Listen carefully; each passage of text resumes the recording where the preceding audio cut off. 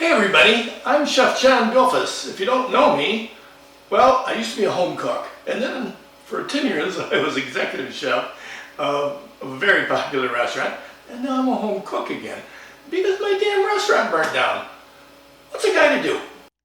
Like 30 years ago, a friend of mine gave me this book Called the Barbecue Bible.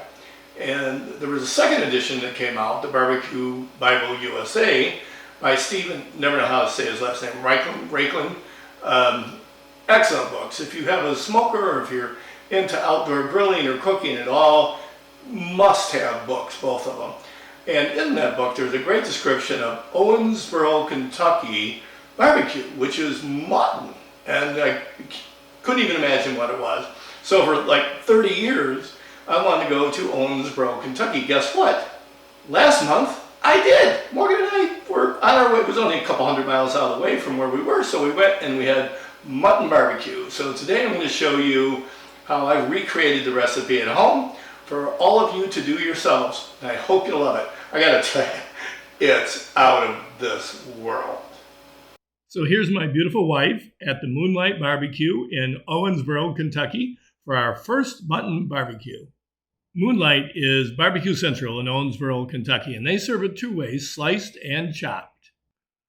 Okay, you try to get mutton in Michigan. It's not easy. Maybe a butcher, but I haven't got that far yet. So the natural substitute is lamb.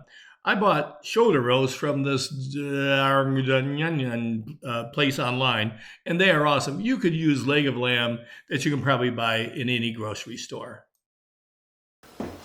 So to prepare this to take outside to the smoker, all I'm going to do is coat it liberally with salt, and I like coarse ground pepper, but you can use any pepper you like, and just kind of press it in there. And then I'm going to let this sit out for about an hour just to come up to room temperature. Make sure you get it nice and covered. This is the money side, so I want to get this pepper pressed into it real nicely. And I'll just let this warm up for about an hour while I get the smoker ready. Now I've set this in here at 250 degrees. We're going to smoke it for about 4 hours, and then we're going to crank it up a little bit. If you don't have a smoker, what I recommend is do indirect heat on a standard grill, like the Weber over here. And this is a 4-burner. Just turn one of the burners on and put the roast on the other side so it's indirect heat. You can do the same with any kind of smoker or any kind of grill, just indirect heat. Okay, so it's been 4 hours now. I'm just going to take a quick peek. Looking good. Shut it back, and we're going to crank the heat up to 275. So now my probe says it's 196 degrees, which is about where I want it. I'm going to check it with a little bit better thermometer to make sure it's done. Whether it's lamb or pulled pork or brisket, any of the meats like that, you want them to get, if you want to pull them, you want them to get to around 195 degrees to make sure that they're going to be able to be pulled apart and fall off the bones. I think this one's ready. So now I've brought this in and I'm going to let it rest for about 20 minutes. It'll raise about 5 more degrees while it sits here while I put together the sauce. This dipping sauce could not be any easier. You mix the ingredients together, bring them to a boil, turn them down to a simmer, and let them simmer for about 5 minutes and turn off the burner.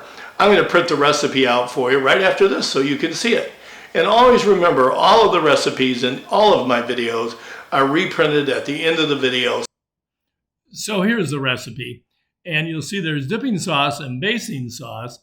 You know, I've tried it several times with the basting sauce, and to me it makes no difference. So it's optional. Dipping sauce, here you go.